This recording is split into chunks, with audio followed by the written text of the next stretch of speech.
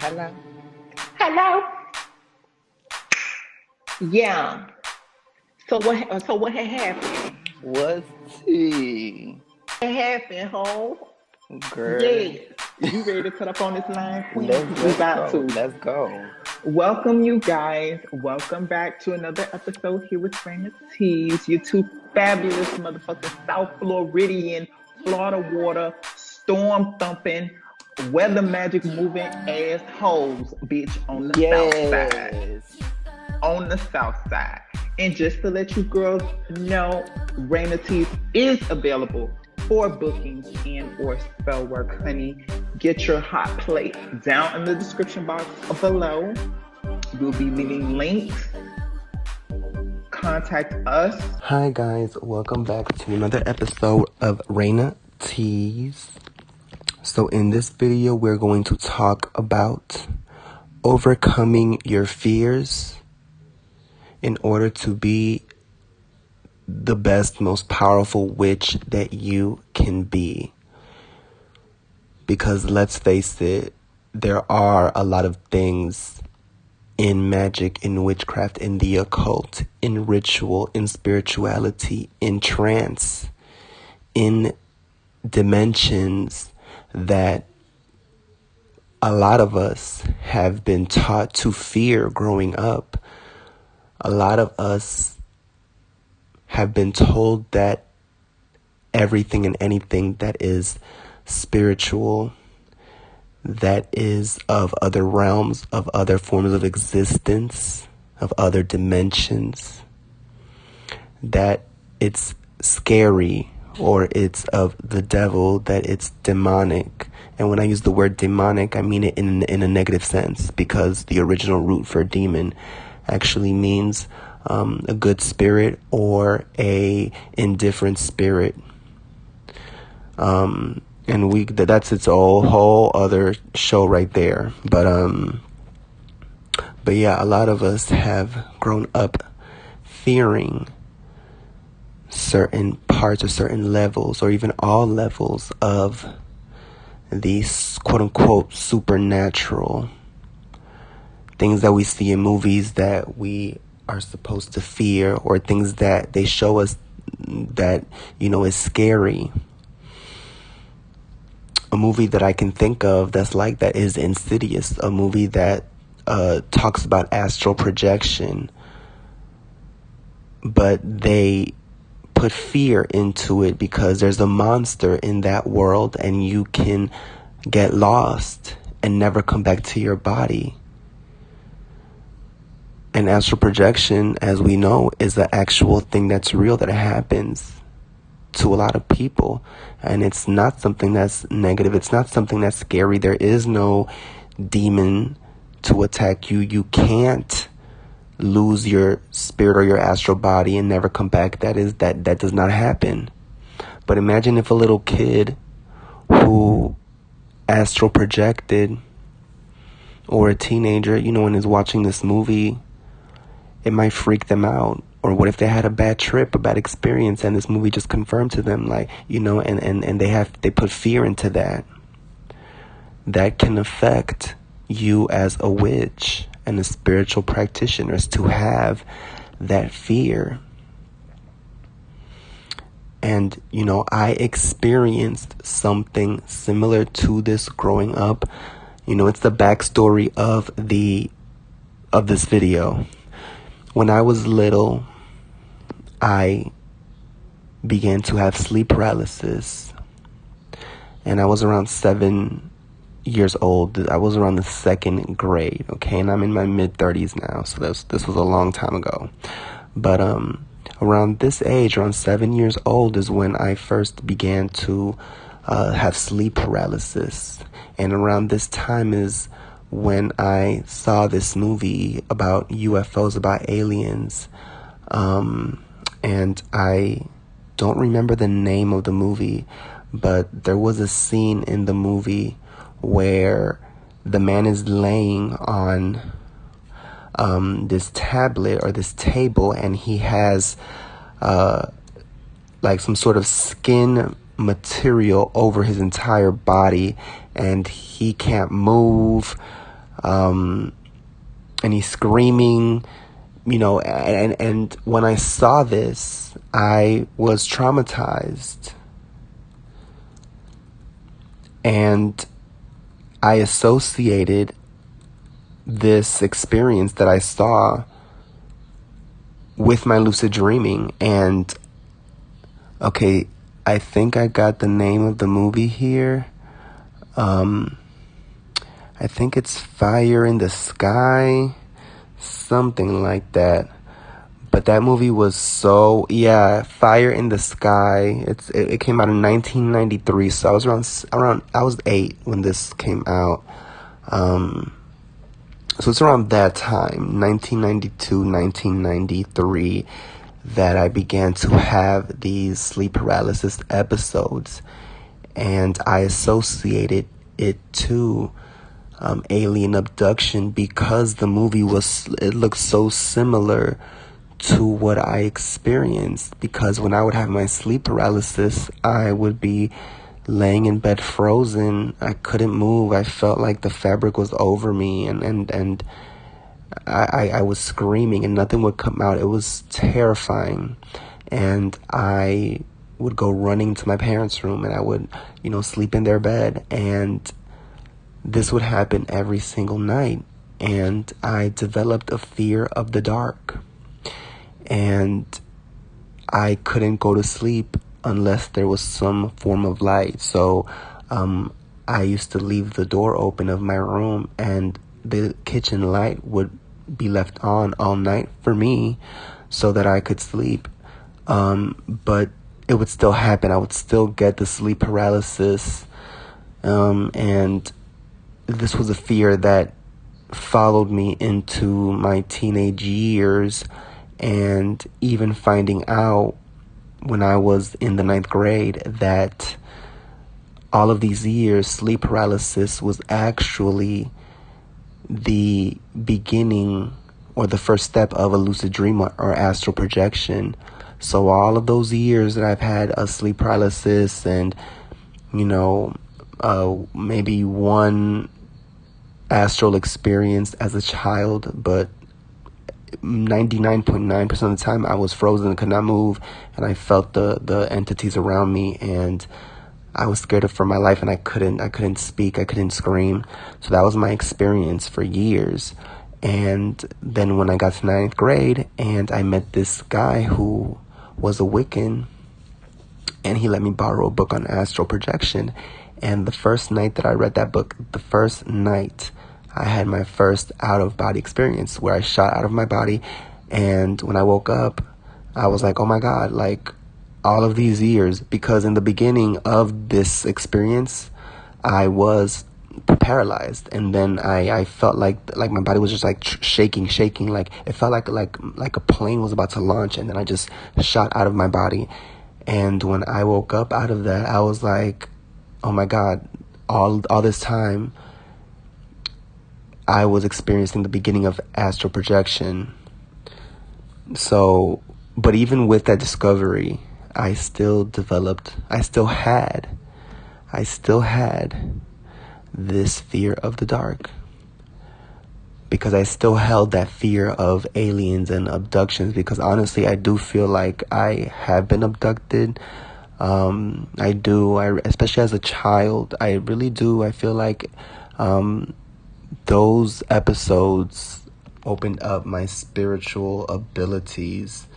That sleep paralysis, being in that realm, being in those realms, because when you sleep paralysis, when that happens to you, you are in the astral realms. So I was inducted into the astral world since the age of 7, probably younger than that,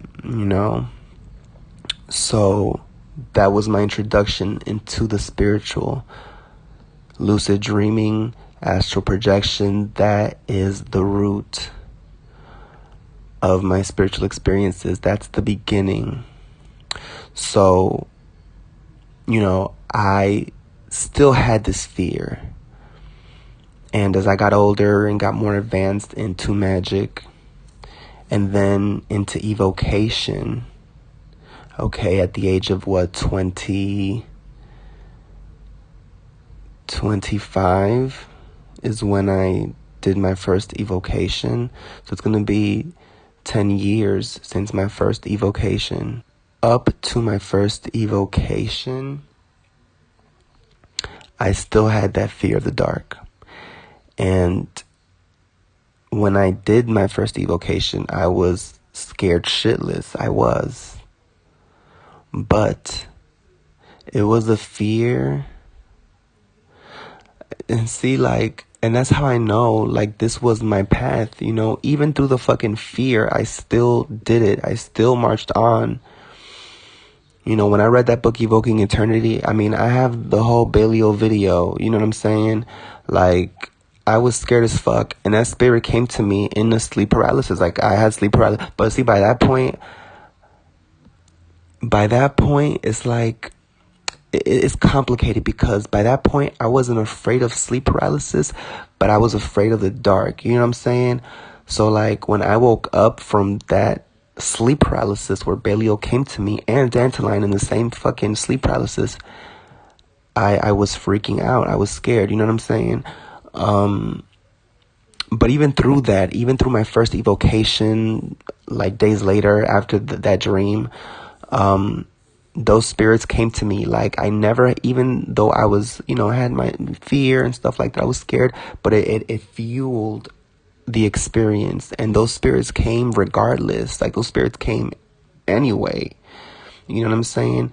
Because I was afraid, but I still believed, you know what I'm saying? Like, it wasn't like I was scared, but I didn't believe in nothing, you know what I'm saying? Like, I was scared, but I still believed. I was scared, but I was still reading the books. I was still implementing, and I was still going in trance. I was still going through the motions. I was still doing it, you know what I'm saying? And the spirits know your intent.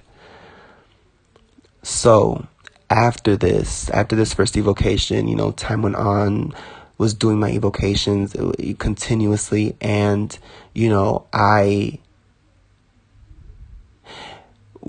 because see, I'm trying to remember, I think I saw this video where or this meme or something that was like it goes something like this, like, when you're alone in the forest, in the dark, you shouldn't fear the forest should fear you.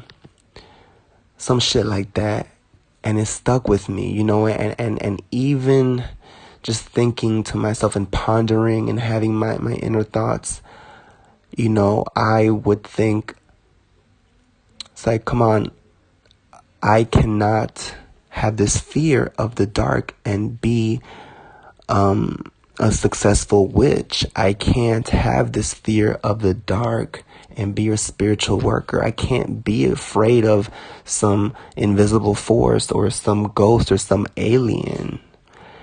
You know, I have to learn how to overcome this fear and learn how to fucking fight it, because I have fought spiritual entities, and I have won every single time. So what the fuck am I scared of?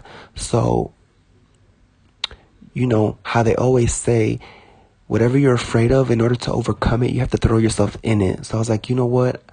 I sat in the fucking dark, pitch fucking black, my heart pounding out of my fucking heart. And I was like, you know, whatever the fuck is out here, come whoop me. Whoop my fucking ass. I'm sick of it. I'm tired. I'm sick of fucking being afraid. Whatever is here, come fucking whoop me. And I sat there in fucking pitch black dark, and nothing fucking happened. Nothing came and whooped me. No fucking object flew across the room and hit me. That shit did not happen. Nothing came. And, you know, also thinking like, okay, like, out of all these years, has there ever been some sort of situation where it's an obvious spiritual, you know, like, entity throwing something, a real reason for me to be actually physically scared? And no, it hasn't. So, you know, I overcame my fear of the dark from that. And it was a form of, like, it was a death and a resurrection. And honestly, when it happened, I didn't even realize that I overcame that fear. It wasn't until like months later, I want to say even like possibly years later, where, you know, I was in bed in pitch darkness with a blindfold on, with earplugs, okay? And I'm like, hold up, like, wait a minute. I'm in pitch black with with blindfolds and earplugs, and I'm not scared. Like, oh my God, like, I just realized that I overcame my, like, it took that, like, I didn't even realize that I overcame my fucking fear of the dark, honestly. So one day I just was like, wait, you know what I'm saying? Because, like, the light bothers me when I wake up in the morning, you know what I'm saying? So I wear a blindfold to keep everything dark so that the light does not wake me up, so that I wake up when I wake up, or I wake up to the alarm, not to daytime. And I also wear earplugs because at the time when I first got the earplugs,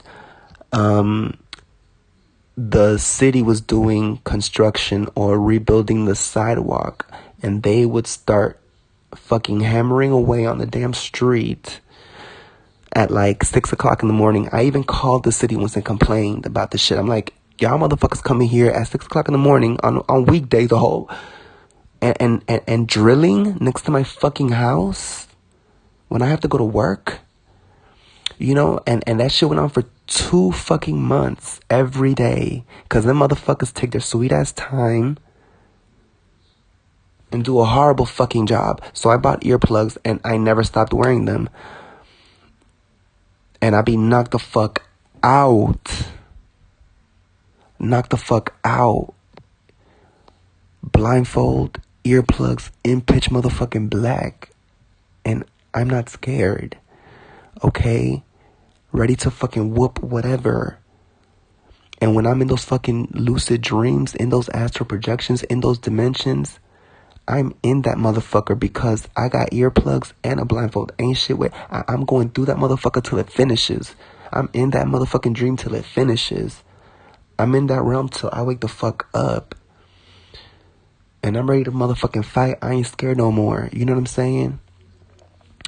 So, for you witches out there that may have some fears or may have some anxieties when it comes to working with particular spirits, with particular genres of magic, you know, even working with tarot cards, working with different things that you may have been brought up fearing, is only holding you back from being your full self, from being in your full power.